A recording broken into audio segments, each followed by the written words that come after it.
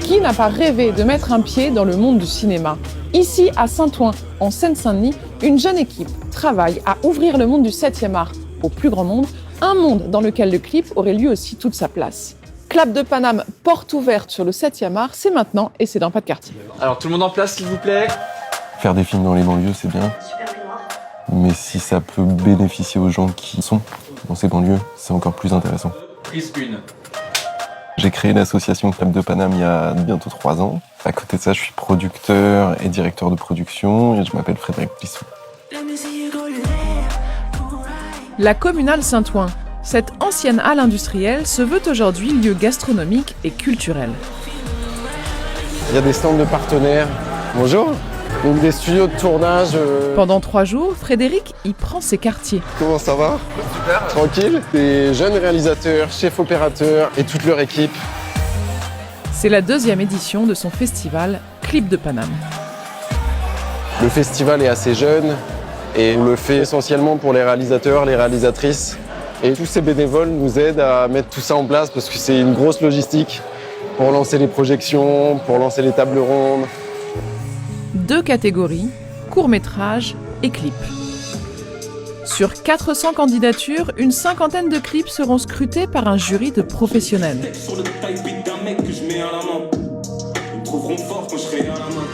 Parmi eux, Sébastien Tullard, réalisateur ayant travaillé avec Aya Nakamura.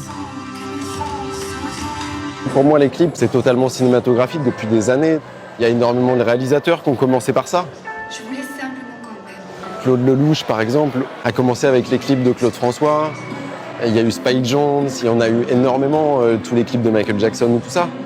Et je pense que en fait, le cinéma a à apprendre du clip et le clip a à apprendre du cinéma.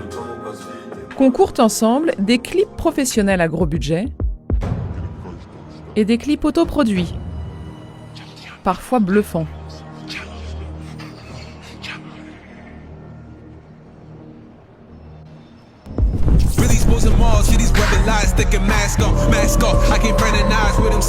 C'est des œuvres qui sont presque jamais diffusées, des courts-métrages ou des clips. Ils sortent pas en salle, ils sont diffusés sur YouTube, mais bon, sur ordinateur, on ne voit pas forcément le rendu.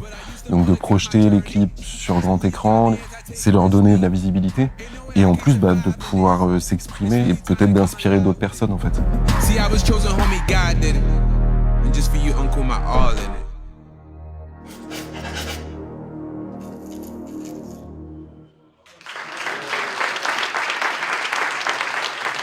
Gavin, réalisateur de Miles, a tourné les 3 minutes de son film dans sa chambre à Cergy.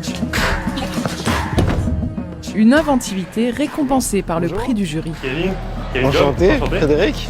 C'est vrai que j'avais eu quelques retours, on me disait ah oui, on voit que tu utilises beaucoup des plans serrés pour limiter un petit peu le... C'est ça, qui fait qu'entre professionnels et tout, on peut voir, mais sinon, du grand public, ça se voit pas du tout. Est-ce que tu es formé à l'image ? Absolument pas, j'ai juste regardé beaucoup de films.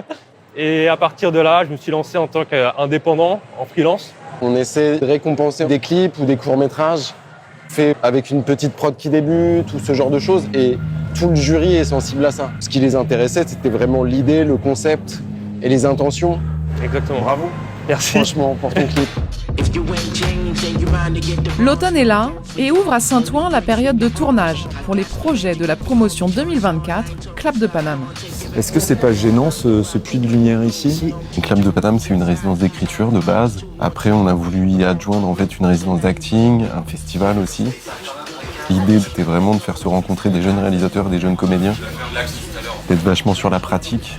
C'est souvent ce qui leur manque. On est très peu souvent sur un plateau. Et c'est là qu'on peut apprendre, qu'on peut faire des erreurs, qu'on peut s'améliorer. Bon là, pour l'instant, c'est pas dans le champ, donc pas de pression. Tristan Demanjus, à la réalisation, attaque sa première matinée dans un décor inespéré, la maison James.